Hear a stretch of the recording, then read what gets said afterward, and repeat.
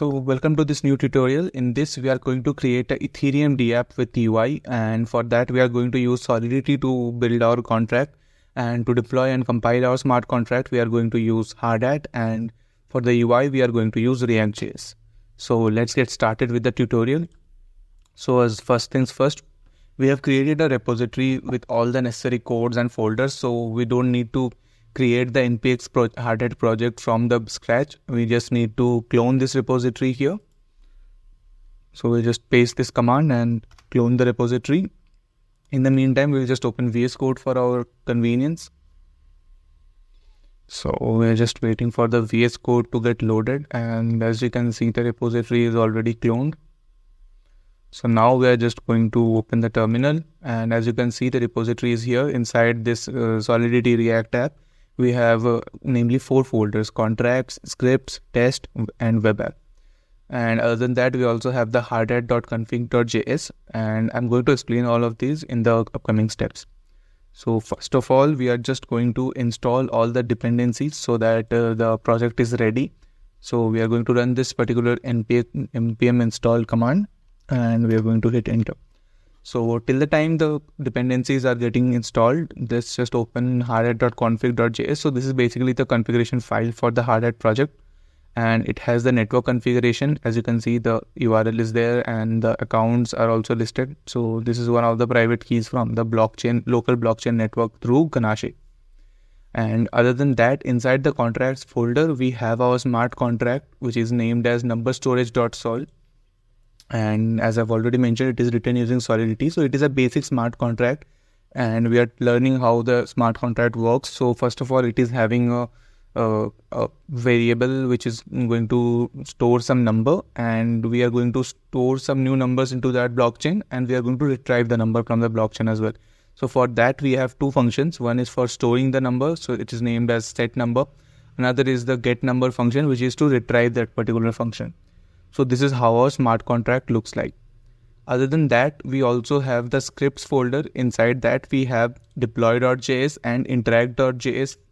So these 2 files are important. Firstly, deploy.js is going to deploy the smart contract into our local blockchain network, and interact.js is going to help us interacting with it. So with this, we have completed the installation of all the dependencies, and now we are going to compile our smart contract. So with this, we are going to run the npx hardhat compile command, and once we have run the command, it is saying downloading compiler, and then it is compiled successfully. So once the compilation is successful, you can see there is a new artifacts folder created here. So after compilation, the bytecode is stored here. Inside artifacts, we have a contracts folder.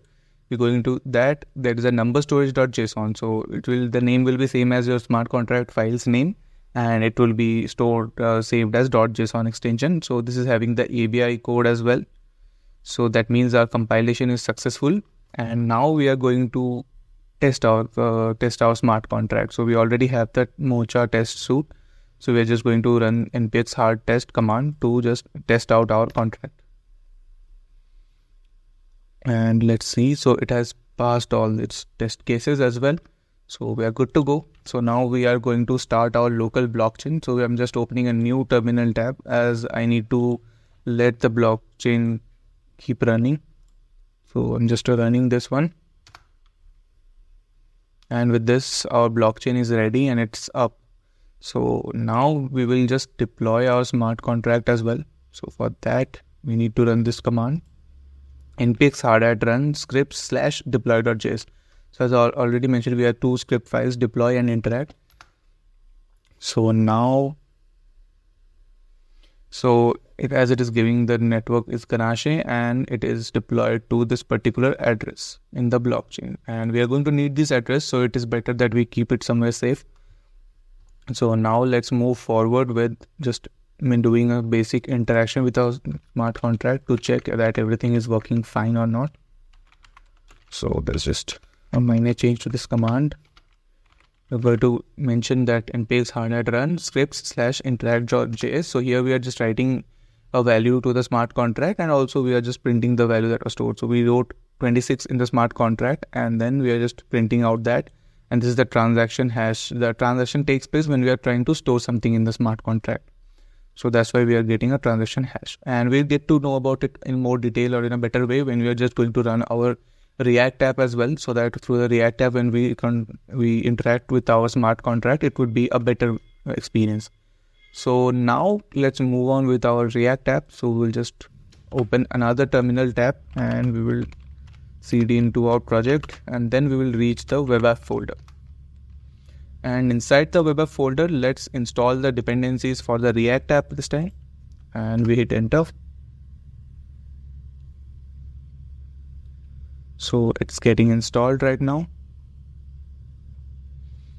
So we are almost towards ready. So till the time the dependencies are getting installed, let's just make some modifications to our React app so that everything starts working from the first go.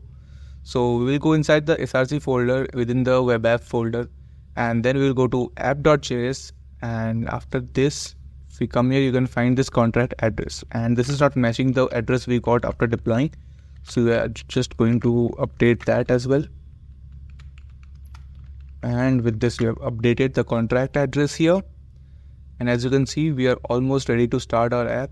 I will just clear out the cache from my MetaMask. I would also recommend you guys to do that. If you have already used MetaMask for something, just clear the logs. It will just ensure that everything works smoothly. And if you encounter any error, then it will be better if you reload MetaMask once again, because that sometimes create a problem.